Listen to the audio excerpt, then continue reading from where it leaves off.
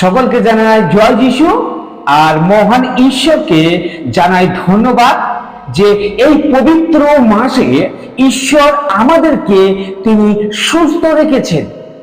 এই পবিত্র মাসেতে ঈশ্বর আমাদেরকে তিনি ব্যবহার করছেন তার বাক্য পাঠের মধ্যে দিয়ে, তার বাক্য শ্রবণের মধ্যে দিয়ে, তার আরাধনার মধ্যে দিয়ে তিনি আমাদেরকে ব্যবহার করছেন। তাই মহান ঈশ্বরকে জানাই ধন্যবাদ। এবং যারা আজকের এই ইউটিউব চ্যানেলে যারা আমার প্রচার শুনছেন, আপনাদের প্রত্যেককে জানাই ধন্যবাদ। কেননা আপনারা প্রতিনিয়ত আমার প্রচার শুনছেন, আমার প্রচারে আপনারা লাইক করছেন, কমেন্ট করছেন, আর সত্যি আমি উৎসাহিত হচ্ছি সেই নতুন নতুন প্রচার তৈরি করতে।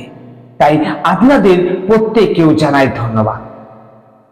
যাই হোক, আমরা প্রত্যেকে জানি যে আজকের দিনটা কতটা গুরুত্বপূর্ণ। আমরা কম বেশি প্রত্যেকে স্পষ্ট বা অস্পষ্ট আমরা জানি যে আজকের দিনে কি একটা মর্মান্তিক ঘটনা ঘটেছিল। তাই আমাদের প্রত্যেকের কাছে একটা প্রশ্ন চলে আসে, আজকের দিনটাকে কেন পূর্ণ শুক্রবার বলা হয়? আজকের দিনটাকে কেন গুড ফ্রাইডে বলা হয়? আর সত্যি এই বিষয়টা আমাদের কাছে জানা খুব দরকার। আর সেই জন্য আজকের প্রচার। তাই আমি প্রত্যেককে বলতে চাই, আজকের প্রচারটি স্কিপ করে শুনবেন না বা দেখবেন না।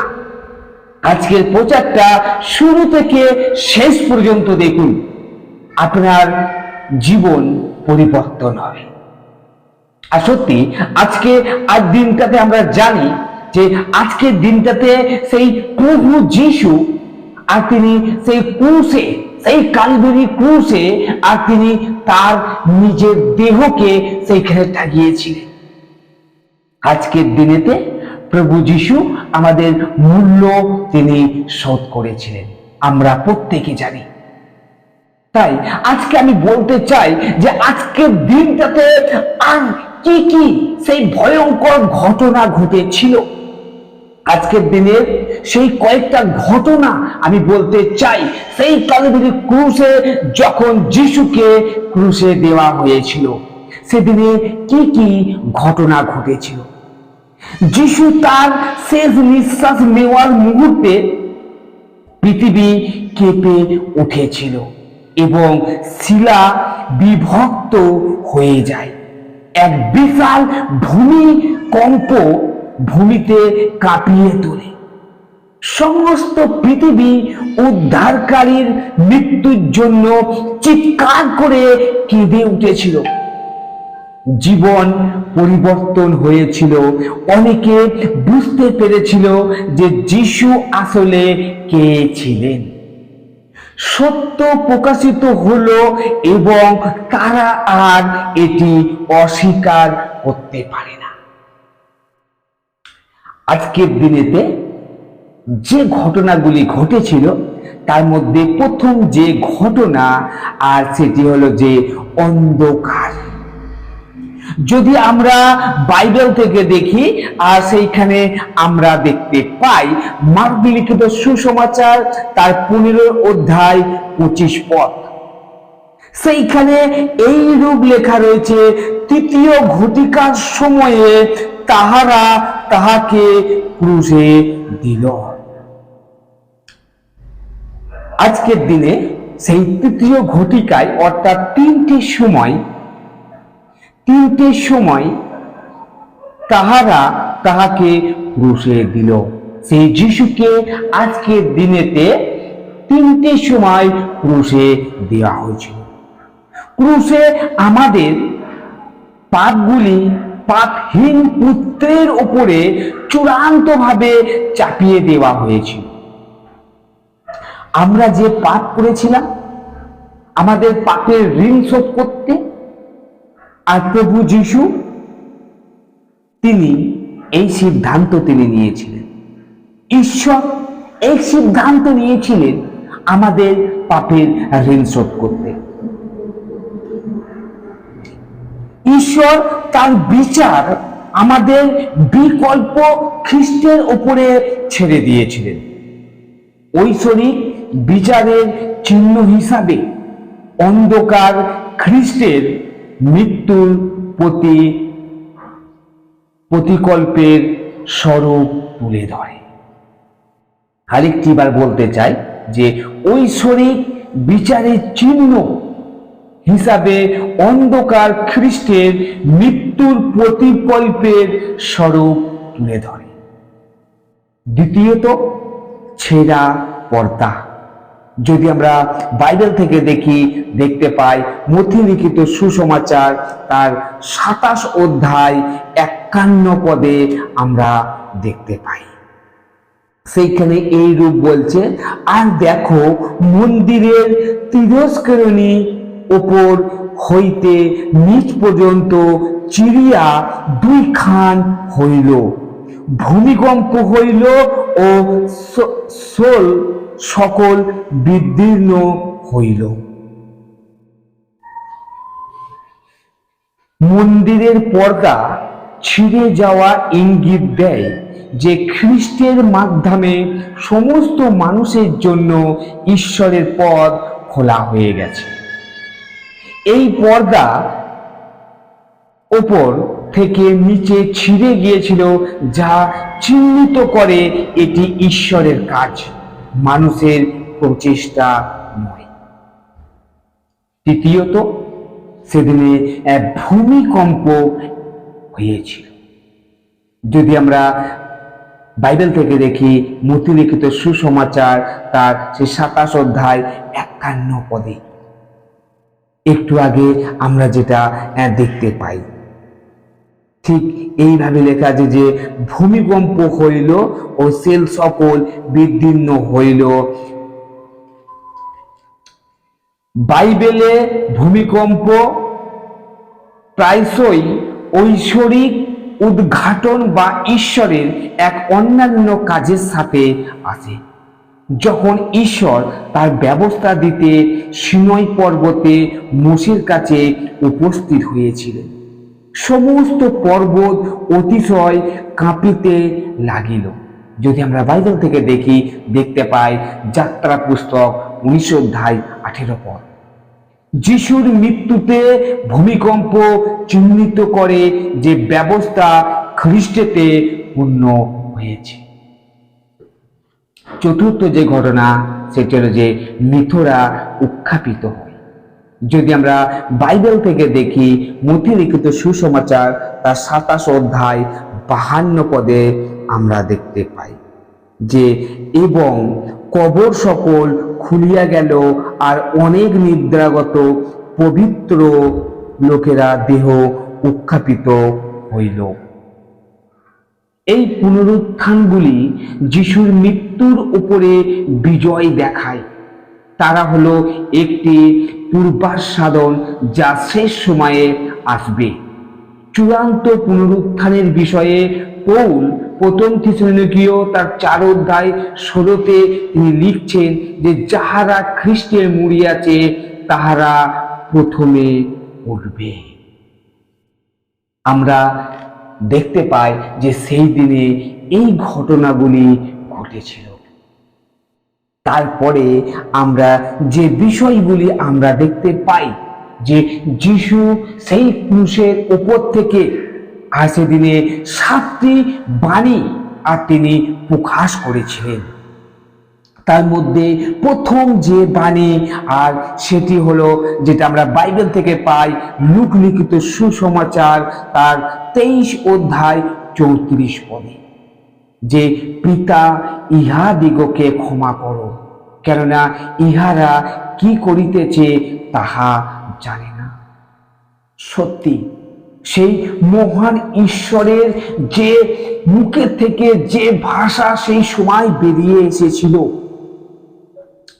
তিনি পারলে সেই দিনে যারা তাকে ক্রুশে দিচ্ছিল তিনি সবাইকে ধ্বংস করে দিতে পারতেন।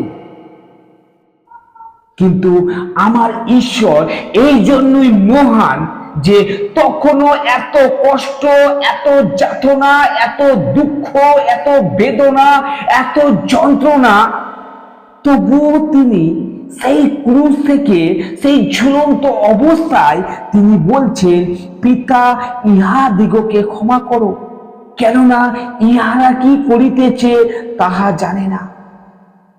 ক্রুশ থেকে যিশুর প্রথম শব্দটি, সেটা হলো যে ক্ষমার শব্দ। এটি ক্রুশের মূল বিষয়। যিশু মারা যাচ্ছেন যাতে আমাদের পাপের জন্য আমরা ক্ষমাপ্রাপ্ত হই, যাতে আমরা চিরকালের জন্য ঈশ্বরের সাথে পুনর্মিলিত হতে পারি। দ্বিতীয় যে বাণী তিনি বলেছিলেন সেটি হলো যে বাইবেল থেকে আমরা পাই লূক লিখিত সুসমাচার তার 23 অধ্যায় 43 পদে, যে অদ্বৈ তুমি পরম দেশে আমার সঙ্গে উপস্থিত হইবে। তিনি এই কথাটি কখন, কি জন্য বলছিলেন?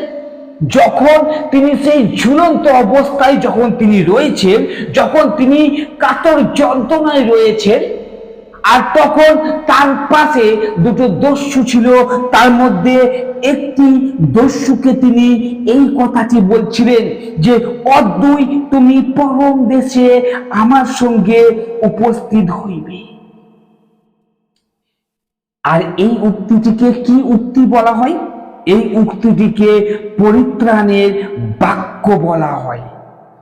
আমরা ঈশ্বরের অনুগ্রহ বিশ্বাসের মধ্যে দিয়ে প্রবাহিত হতে দেখি। যেহেতু যিশু মৃত্যুকালীন ব্যক্তিকে তার ক্ষমা ও অনন্তকালীন পরিত্রাণের আশ্বাস তিনি দিয়েছিলেন। তৃতীয় যে উক্তিটি তিনি করেছিলেন সেটি হলো যে হে নারী, ওই দেখো তোমার পুত্র। আমরা বাইবেল থেকেই দেখতে পাই, যোহন তার 19 অধ্যায় 26 ও 27 পদে তিনি বলছেন, হে নারী, ওই দেখো তোমার পুত্র। এই বাণীর মধ্যে সম্পর্কের শব্দ একটা দেখা যায়। এটি যিশুর মানবতা এবং তার মা এবং শিষ্যর প্রতি তার গভীর ভালোবাসা প্রদর্শন করে, যাদের পরস্পরকে যত্ন নিতে বিশ্বাসে অর্পণ করেছিলেন। চতুর্থ যে উক্তি তিনি করেছিলেন সেটি হলো যে সেই মথি লিখিত সুসমাচার তার 27 অধ্যায় 46 পদ, মার্ক লিখিত সুসমাচার তার 15 অধ্যায় 3 পদেও আমরা পাই যে ঈশ্বর আমার তুমি কেন আমায় পরিত্যাগ করিয়াছ। যিশু আমাদের পাপ থেকে আমাদের বাঁচানোর জন্য প্রচন্ড যন্ত্রণা তিনি সহ্য করছিলেন। তা আমাদের দেখায় যে তিনি আমাদের কতটা ভালোবাসেন। খ্রিস্ট জানেন যে একা থাকার এবং প্রত্যাখ্যাত হওয়ার অনুভূতি আর এইভাবে এমন সময়ে আমাদের প্রয়োজনীয় উপলব্ধি এবং বিশ্বাস প্রদান করতে পারে। পঞ্চম যে বাণী, আর সেটি হলো আমার পিপাসা পাইয়াছে, যেটি আমরা বাইবেল থেকে পাই যোহন লিখিত সুসমাচার তার 19 অধ্যায় 29 পদে, আমার পিপাসা পাইয়াছে। সত্যি যে ঈশ্বর তিনি সমুদ্র সৃষ্টি করেছেন, যে ঈশ্বর এই পৃথিবীতে তিনি সেই জলকে সৃষ্টি করেছেন, সেই ঈশ্বর আজকের দিনে বলছেন আমার পিপাসা পাইয়াছে। সত্যি আমাদের কাছে লজ্জার কথা,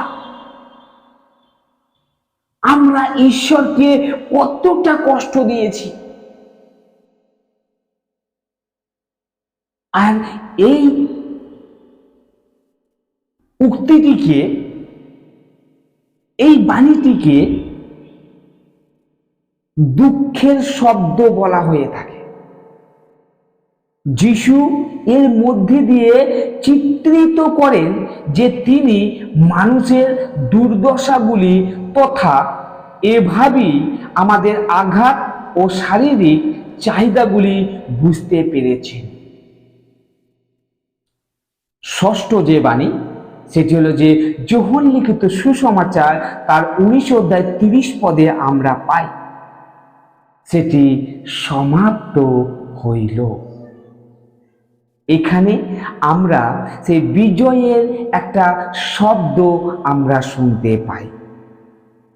ঈশ্বর সেই প্রভু যিশুকে যে মহান দায়িত্ব দিয়েছিল আর সেই দায়িত্ব শেষ করেছেন তিনি শেষ পালন করেছেন তাই তিনি বলছেন যে সমাপ্ত হইল। আমরা দেখতে পাচ্ছি যে তার পৃথিবীতে আসার যে কারণ, এর উদ্দেশ্য শেষ হয়ে গেছে। তার বাধ্যতার চূড়ান্ত কাজটি সম্পূর্ণ হয়েছে। শাস্ত্রীয় বচন পূর্ণ হয়েছে।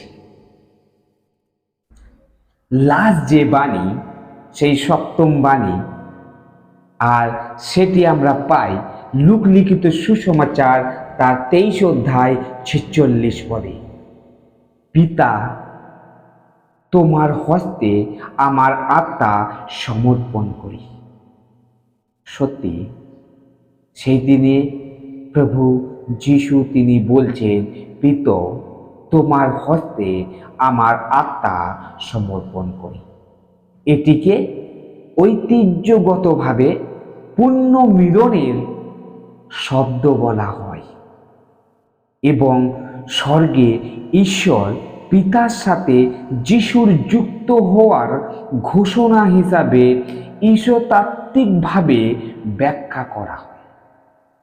যিশুর ক্রুশ থেকে যে 7টি বাণী তিনি বলেছিলেন তা আজ আমাদের কাছে সুদূর প্রসারী তাৎপর্যপূর্ণ। এগুলি আবার আমাদের স্মরণ করিয়ে দেয় যে যিশুর মৃত্যু ইতিহাসের সত্যতা ছাড়াও অনেক বেশি ছিল।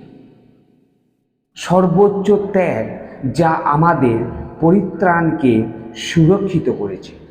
তার চূড়ান্ত বাণীগুলি আমাদের দেখায় যে আমরা আমাদের ত্রাণকর্তা রূপে তার প্রতি চূড়ান্ত আস্থা রাখতে পারি। ঈশ্বর তার আপন বাক্যে আমাদের প্রত্যেককে আশীর্বাদ করুন। আমেন। জয় যিশু।